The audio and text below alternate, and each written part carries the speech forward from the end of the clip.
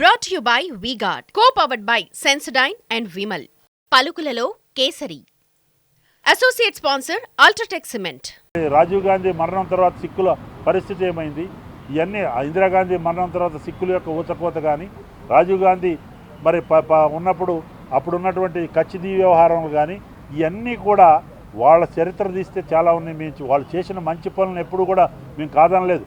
ఆనాడు వాజ్పేయి గారు కూడా కొన్ని విషయాల్లో సమర్థించడం, ఏదైనా దేశం కొరకు ఏదైనా మంచి చేస్తే సమర్థించే సంస్కారం మాకుంది. కానీ కాంగ్రెస్ పార్టీకి కానీ, ఇండి అలయన్సెస్ కానీ, అటు ఈ ఇతర కుటుంబ పార్టీలకు లేదు.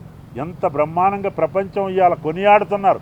అమెరికా అధ్యక్షుడు, రష్యా అధ్యక్షుడు, ఫ్రాన్స్ అధ్యక్షుడు, సౌదీ అరేబియా అధ్యక్షుడు, ఇటు గల్ఫ్ కంట్రీసు నరేంద్ర మోడీ గారి యొక్క విజనరీ డైనమిక్ లీడర్షిప్ చేస్తుంటే వీళ్ళు ఓరవలేక ఈ రకంగా చేస్తున్నారు.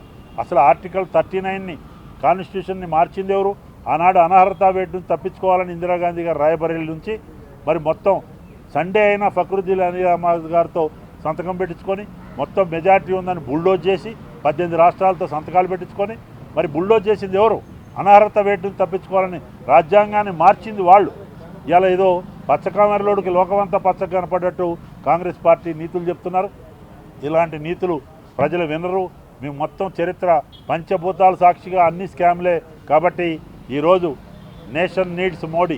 మోడీ గారు ఒక సేవకుడిగా భారతదేశాన్ని ఒక కుటుంబంగా భావిస్తూ 140 కోట్ల మందికి చేయడానికి వచ్చారు.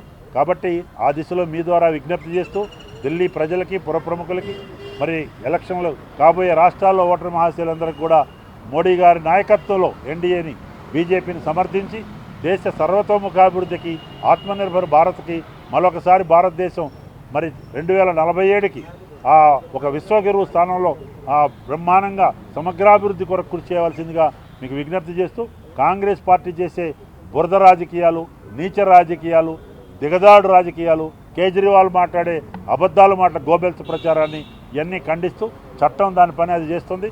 మేము ఎవరిని కూడా ఇన్ఫ్లుయెన్స్ చేసే పరిస్థితి లేదు. ఇండిపెండెంట్ సంస్థలు అనేక విషయాలు వెలుగులోకి వస్తున్నాయి. ఇది ఎక్కడ దుర్నీతి అండి? కమ్యూనిస్టులతో పోరాటం చేస్తుంది కాంగ్రెస్ పార్టీ కేరళలో. పినరాయి విజయ్ ముఖ్యమంత్రి గారు రకరకాలుగా మాట్లాడతారు కాంగ్రెస్ పార్టీ. మళ్ళీ ఇక్కడికి వచ్చేస్తే కేజ్రీవాల్ని అక్కడ తిడతారు, ఇక్కడికి వచ్చేస్తే కేజ్రీవాల్కి సపోర్ట్ చేస్తారు. మద్యం కుంభకోణం గురించి తెలంగాణలో మాట్లాడతారు. మరి ఈ రకంగా ఎక్కడ ప్రజల్ని అయోమయం చేసి మీరు నీతి తప్పి కుటుంబ రాజకీయాలు చేసి కేవలం ఈ యొక్క పవర్ పాలిటిక్స్, ఓటు బ్యాంక్ రాజకీయాలకే ఈ పార్టీలు పాటుపడుతున్నాయి. కాబట్టి కర్రు గాల్చి వాత పెట్టే పరిస్థితి ఈ ఎలక్షన్స్ రాబోతుంది. కాబట్టి వీళ్ళ అస్తిత్వం కోల్పోతున్నారని అందరూ కూడా ఒక విచిత్రమైన కూటమిగా ఇండి అలయన్సెస్ పేరుతో అయ్యారు.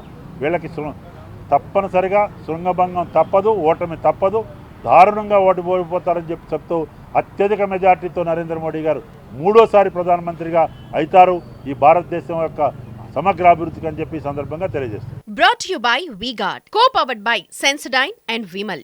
పలుకులలో కేసరి. Associate sponsor UltraTech cement.